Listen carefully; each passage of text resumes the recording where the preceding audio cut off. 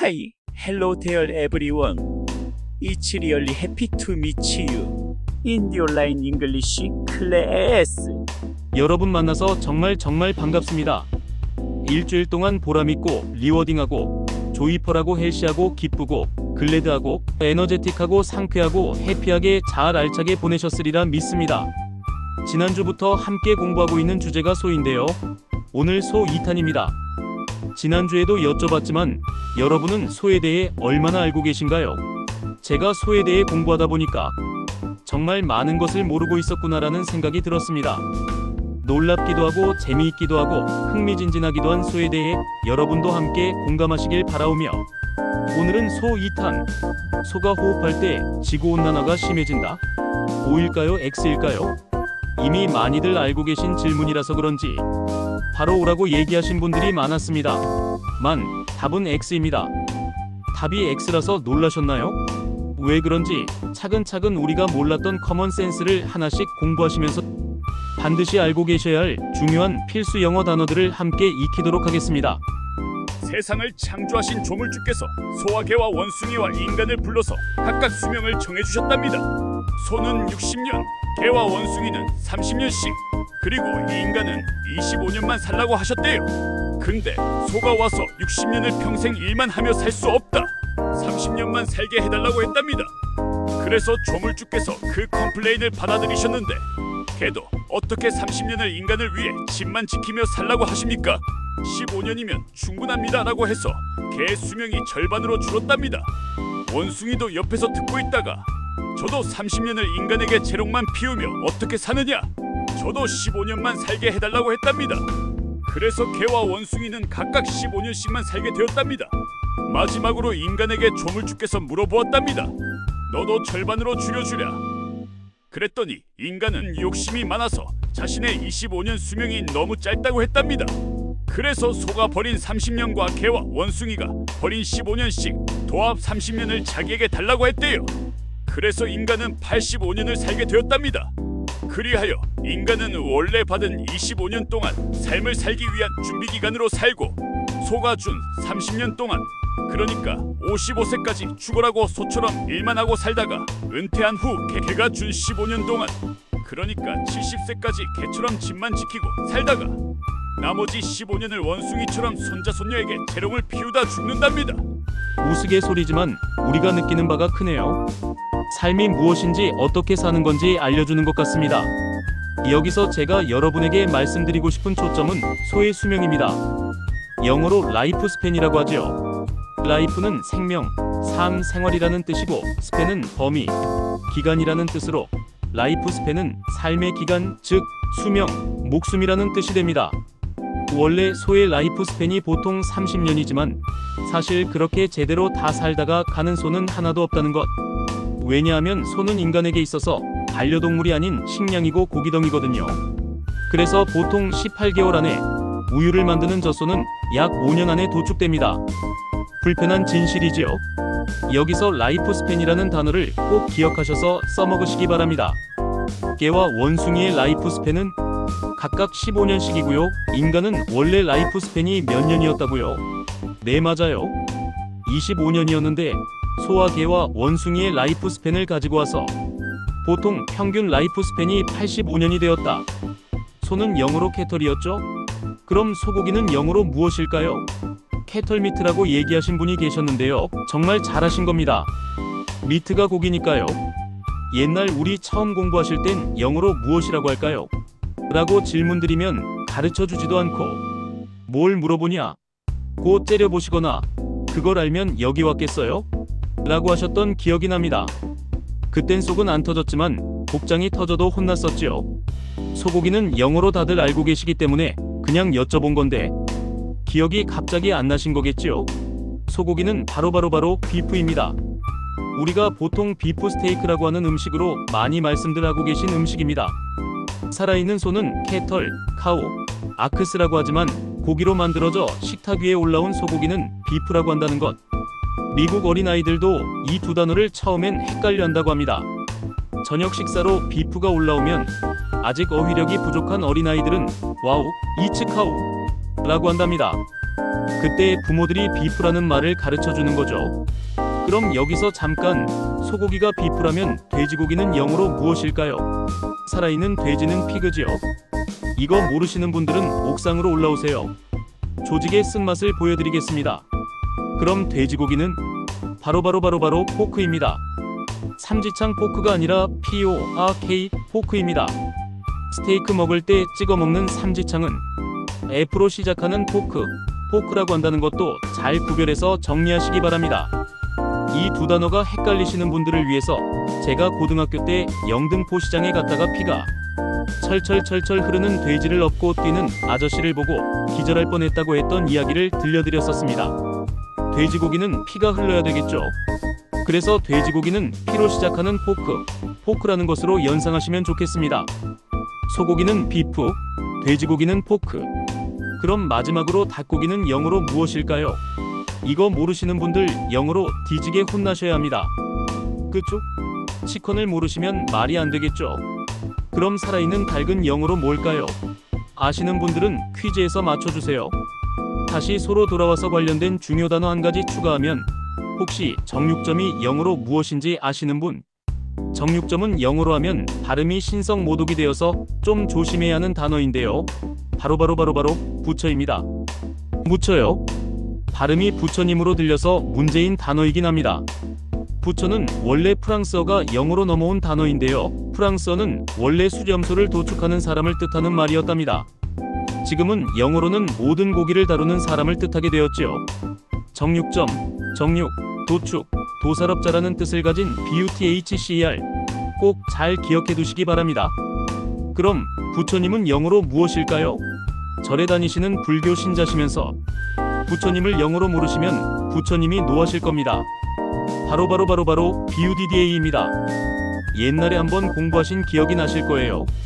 BUDDA는 인도 언어라 발음이 이상하지만 인도말이 그대로 영어로 넘어온 단어라고 보시면 됩니다. 그럼 스님은 영어로 무엇일까요? 멍크였습니다. 우리가 아귀라는 물고기를 공부하실 때 아귀를 MONKFISH라고 한다고 하면서 스님을 닮은 물고기라는 뜻이라고 했었습니다.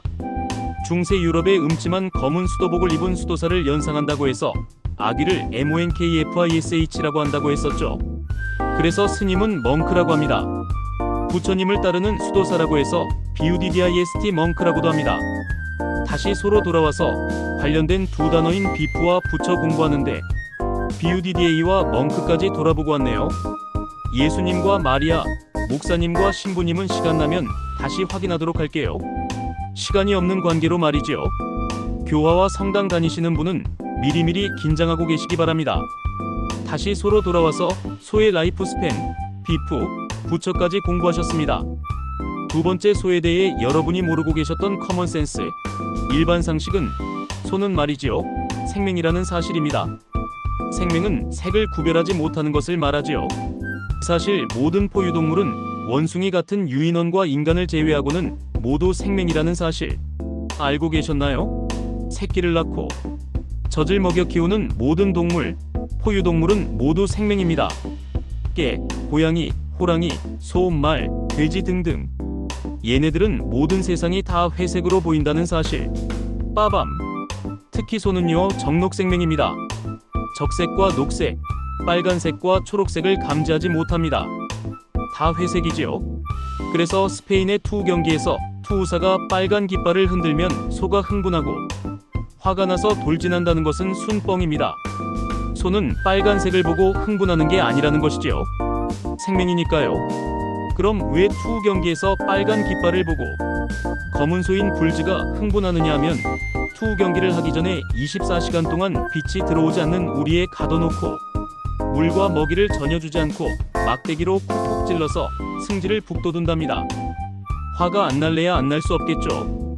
그렇게 흥분한 소를 갑자기 햇빛이 가득한 경기장에 내보내면 앞이 잘 보이지도 않을 뿐더러 수많은 관객들의 환성 소리에 놀라고 두렵게 되고 앞에서 깃발이 펄럭거리면 무조건 움직임에 반응해서 돌진하는 것이라고 합니다. 그래서 동물학대다 뭐다해서 투우 경기를 폐지하자는 여론도 만만치 않다고 합니다. 한 번은 이 흥분한 소가 탈출해서 사람을 공격한 사건도 있어서 더욱 폐지론이 높아지고 있다고 하네요. 자, 생명은 영어로 컬러블라인드라고 합니다. 따라해 볼까요? 컬러블라인드, 컬러블라인드, 컬러블라인드, 컬러블라인드, 컬러블라인드. 컬러는 색, 색깔이라는 뜻이지요. 블라인드는 우리가 커튼 종류 중에 블라인드라고 하는 커튼에서 들어보셨을 거예요. 블라인드는 발음이 좀 잘못된 거고요. 블라인드가 맞습니다. 앞이 보이지 않게 하는 거죠. 그래서 컬러블라인드 하면 색이 보이지 않는다라는 뜻으로 우리말로 생명이라고 해석됩니다. 우리 주위에 실제로 컬러블라인드인 사람들이 상당히 많다고 합니다. 말을 못할 뿐이지요. 혹시라도 모르니 우리말로 생명이라고 말씀하시면 안 됩니다. 마음의 상처를 받는 분들이 옆에 계실지도 모르거든요.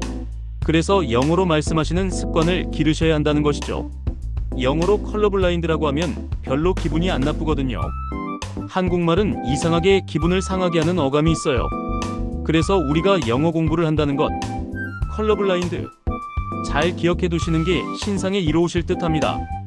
손은 컬러블라인드이지만 시야가 굉장히 넓습니다. 얼굴을 보시면 눈이 모여 있지 않고 양옆으로 벌려져서 있잖아요. 그래서 손은 보실 때는 정면으로 다가가서 보아야 합니다. 얘네들은 눈이 벌어져 있어 앞을 정면으로 잘 못 보거든요. 말도 마찬가지예요. 앞에서 다가가야 가만히 있고 쓰담쓰담까지 가능해집니다. 근데 소 한번 만져보겠다고 뒤에서 살금살금 다가갔다가는 소의 시야에 딱 들어와서 냅다 발길질을 당하고 마는 겁니다. 아는 만큼 세상이 보이는 법입니다. 세 번째 소에 대해 여러분이 모르셨던 커먼센스는 소의 이빨인데요. 소는 어금니는 위아래 다 있는데 한 이빨은 아랫이빨만 있고 윗니는 전혀 없다는 사실. 빠밤! 앞니 중에 윗니가 없기 때문에 풀을 씹을 때 아랫니를 양옆으로 어그작어그작 비틀면서 먹는다는 것이지요. 물론 여러분이 모르실 만한 것이 소의 윗니빨은 일부러 들쳐서 보려고 하지 않는 이상 겉으로는 보이지 않거든요. 이빨처럼 보이는 단단한 잇몸만 있는데 그게 이빨처럼 보이기도 합니다. 어금니는 영어로 뭘까요? 몰라요라고 하신 분 정답입니다. 어금니는 영어로 몰러입니다. 어떻게 하셨을까요? 정말 잘하셨습니다. 장하세요. 이제부터 제가 영어로 질문했을 때 몰라요라고 하시면 제 귀엔 어금니로 들린다는 사실. 이제부턴 몰라라는 단어는 사용하시면 안 됩니다. 아시겠죠? 어금니로만 사용하세요. 그럼 송곳니는 영어로 뭘까요? 쉬운 단어로 도그티스입니다. 깨 이빨이라는 뜻이지요. 날카롭고 뾰족하잖아요. 원래 K9 티스라는 단어를 주로 쓰지만 우리가 기억하시기 쉽게는 도그티스가 나으실 듯합니다. 몰러가 어금니, 도그티스가 송곳니, 그럼 사랑니는 영어로 러브티스라고 하신 분 옥상으로 올라오시지요. 조직의 쓴맛을 보실 차례입니다. 제가 자꾸 소 얘기하다가 딴 쪽으로 빠지는 이유는 지금 여쭤본 단어들을 우리가 다 공부했었기 때문이거든요. 복습입니다. 확인차 여쭤보는 것이니 째려보시지 마시길 바랍니다. 사랑니는 우리나라 사람들이 사랑을 할 때쯤 나이가 되면 나오는 이빨이라고 해서 만들어낸 말이고요. 영어권에서는 위즈덤 티스라고 합니다. 지혜의 이빨이라는 뜻이지요. 사고방식이 다른 겁니다. 우리는 사랑을 알라이, 미국에서는 지혜를 알라이가 되면 나는 치아라서 그렇게 이름이 정해진 것이지요. 자, 중요한 치아에 관한 영어 단어 다시 한번 정리해 주시기 바랍니다. 몰라, 도그티스, 위즈덤티스. 되셨지요? 감사합니다. 다시 소로 돌아와서 소는 몰라, 즉 어금니는 다 있어요. 그런데 윗니 영어로 어퍼티스라고 합니다. 따라해볼까요? 어퍼티스, 어퍼티스, 어퍼티스. 권투에서 위로 올려치는 것을 어퍼컷이라고 하죠. 그 어퍼가 위쪽이라는 뜻입니다.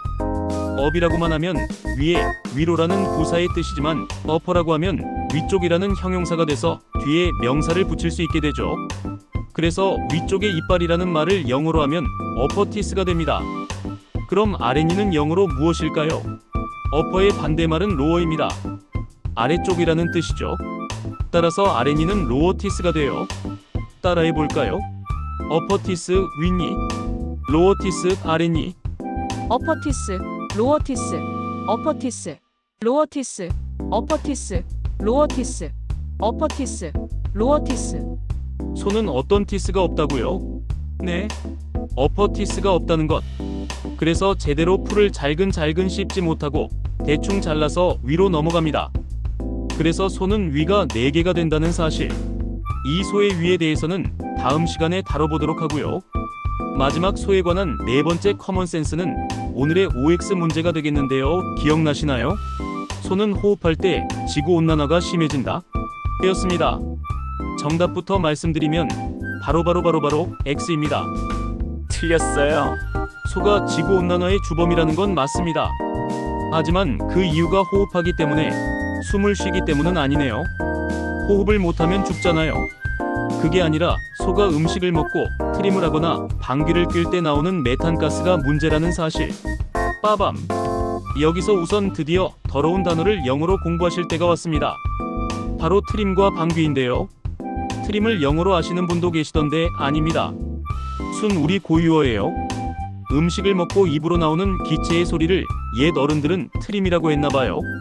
어쨌든 트림은 순 우리말이고요. 영어로는 BURF, 버얼프입니다.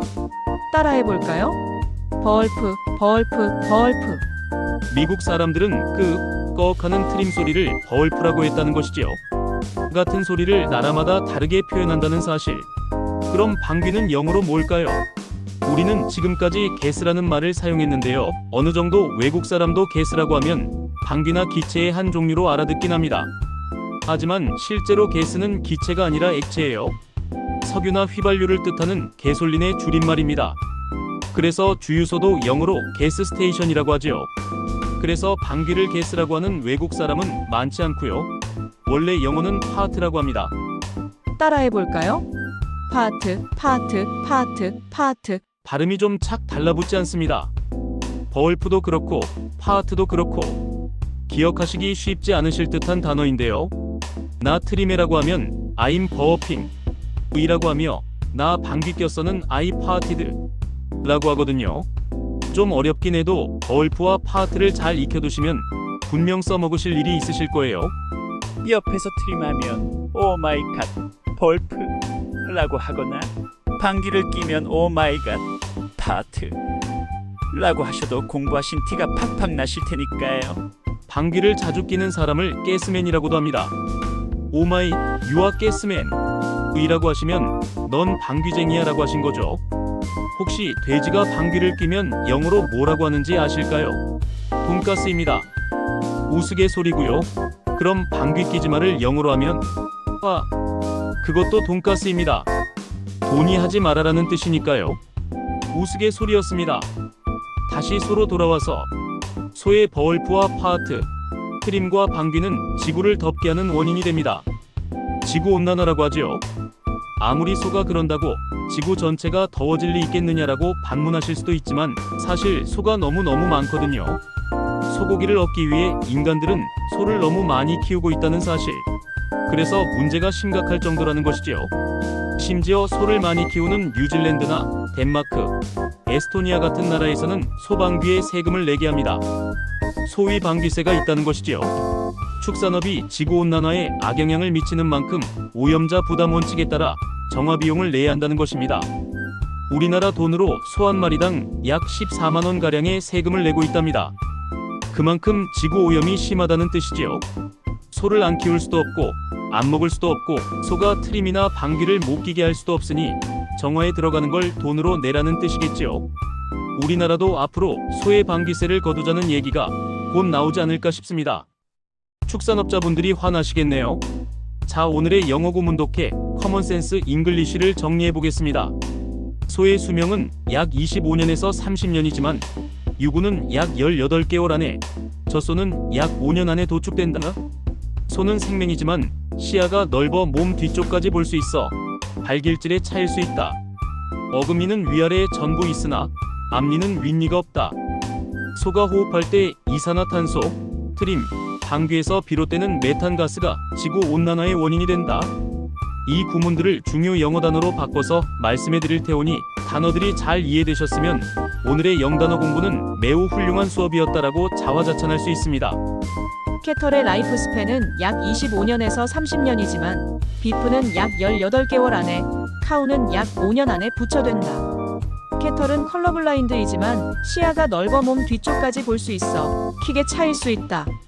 몰러는 위아래 전부 있으나 프런트 티스는 어퍼 티스가 없다. 캐털이 호흡할 때 이산화탄소, 버프, 파트에서 비롯되는 메탄가스가 글로벌 워밍의 원인이 된다. 여기까지 대단히 정말 수고하셨습니다. 오늘 캐털에 대한 커먼 센스를 공부하셨는데요. 다음 시간엔 캐털 3탄을 공부하겠습니다. 모쪼록 일상생활에서 꼭 캐털을 찾으시거나 대화의 주제로 삼으셔서 공부하신 티를 팍팍 내시고 자랑질하시길 바라겠습니다. 마지막으로 제가 오프라인 시간에 나눠드린 프린트물에 빈칸을 꽉꽉 잘 채우셔서 사진 찍으신 다음에 저한테 꼭 카톡으로 보내주시길 간절히 협박하며 기다리겠습니다. 숙제를 잘하심이 신상에 이로우실 듯해요. 안 해오신 분들은 옥상으로 올라오시거나 부모님 모시고 오시기 바랍니다. 여기까지입니다. 오늘 대단히 고생하셨습니다. 즐겁고 보람찬 주말 보내시고 다음 주 목요일 수업에 꼭 행복한 모습으로 다시 뵙겠습니다. 감사합니다. Have a nice and happy day. Bye. See you next time. Thank you. Appreciate your help. 수고하셨고 고생하셨습니다. 다음 시간에 꼭 봬요. 그럼 안녕.